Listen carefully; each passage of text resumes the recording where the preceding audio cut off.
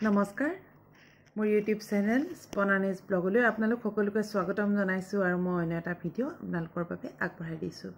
আজি মই মে মাহৰ দালিৰ দ্বিতীয়টো ভিডিঅ' কৰিবলৈ গৈ আছো। ইয়াতো মই কেইজনমান কবিৰ কবিতা পাঠ কৰিম আৰু আপোনালোকে শেষলৈকে শুনিব বুলি মই আশা কৰিছো। আৰু এইখিনিতে কৈ থওঁ, যদি আপোনালোকে মোৰ ভিডিঅ'টো সাবস্ক্ৰাইব কৰা নাই আপোনালোকে সাবস্ক্ৰাইব কৰি দিব আৰু এটা কমেন্ট কৰিব, ভাল লাগিব আৰু এটা লাইক কৰিব। আজি মই কবিতা পাঠ কৰিবলৈ লৈছো। প্ৰথম গৰাকী কবি হৈছে মহেশ্বৰ বসুমতাৰী, গোলাঘাট সৰুপথাৰ। তেখেতৰ কবিতাৰ শিৰোনাম স্খলন। উত্তাল ঢৌবোৰে দুয়োটি পাৰলৈ ভাবুকি কঢ়িয়াই আনিছে, খৰস্ৰোতা বাবে গৰাখহনীয়াৰ আশংকা। সোঁতৰ প্ৰকোপত ফাঁটবোৰ ক্ৰমশঃ দ আৰু বহল হৈ পৰিছে, ইপাৰ সিপাৰ হ'বলৈ য'ত বাঁহৰ সাঁকোডালেই অপৰিহাৰ্য আছিল। তাত এতিয়া পকী দলঙেও টুকিছে মুক্ত চকুলো। তাতে আকৌ জাকৈয়া আৰু জালুৱাই ৰৌ বৰালিৰ সন্ধান কৰোঁতে বাটবোৰ পিছত হৈ পৰিছে। পিছৰটো কবিতা গোলাঘাট সৰুপথাৰৰ মোৰ ছাত্ৰী হিমাশ্ৰী সন্দিকৈ। আৰু হিমাশ্ৰীৰ কবিতাৰ শিৰোনাম আপোন জোনাক।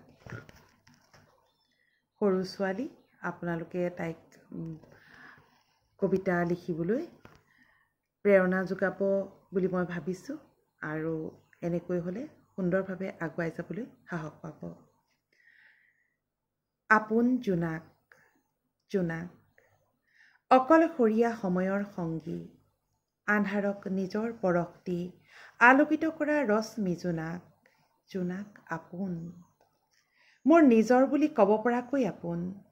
জোনাক আছে বাবেই চাগে আজিও একেবাৰে নিসংগ হৈ যোৱাগৈ নাই। সেই নিসংগতাৰ সিপাৰেও জোনাক আছে, বুকুত সজোৰে সাৱটি থাকে। জোনাকৰ পাতত উঠি দীঘলীয়া সপোন ৰচিবলৈ ব্যাকুল এই মন।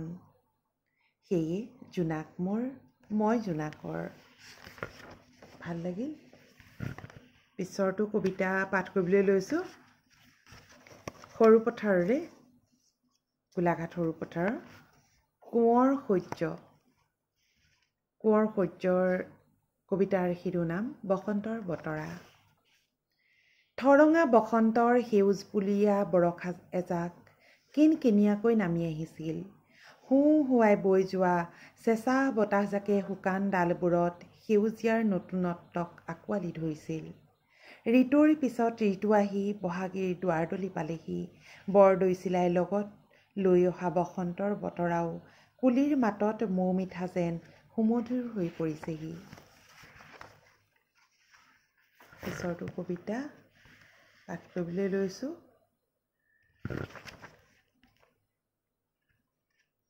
বটল।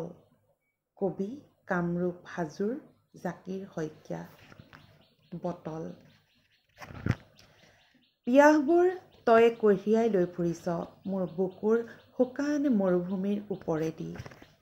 তোৰ এটা ঘাটত পানীকাউৰীৰ বাহ দেখিছোঁ, তোৰ বুকুত খেপিয়াই সি মাছ নধৰে। আনটো ঘাটত কুৰুৱা চৰাইৰ মাতত নাৱৰীয়াৰ বঠা নাভাগে। বটল। তোৰ নানা ৰঙীন ঘাটবোৰত সাগৰৰ নানা ৰং দেখিছোঁ, তাতেই উবুৰি খাই পৰে পিয়াহবোৰৰ হুমুনিয়াহ। যিকেইজন কবিৰ কবিতা পঢ়িছোঁ সকলোকে মই ধন্যবাদ জনাইছোঁ আৰু আপোনালোক সকলোৱে যাতে আগলৈকে ৰ'দালিত কবিতা লিখি থাকে। মই শেষৰটো কবিতা পাঠ কৰিবলৈ লৈছোঁ গুৱাহাটীৰে দেৱজিত ভূঞা ডাঙৰীয়াৰ। তেখেতৰ কবিতাৰ শিৰোনাম দিনবোৰ সদায় সুন্দৰ। সুন্দৰতা কেৱল চোৱা বা দেখাজনৰ ওপৰত নিৰ্ভৰ। গ্ৰীষ্ম, বৰ্ষা, শৰৎ, হেমন্ত, শীত, বসন্ত কোনোৱেই নহয় বৰ্বৰ। সূৰ্য উদয় হওক বা নহওক, ডাৱৰীয়া বতৰো কিন্তু বৰ সুন্দৰ। বৰ্ষা ঋতুত পৰা বৰষুণৰ টোপাল বহুতৰে বাবে অতি মৰমৰ।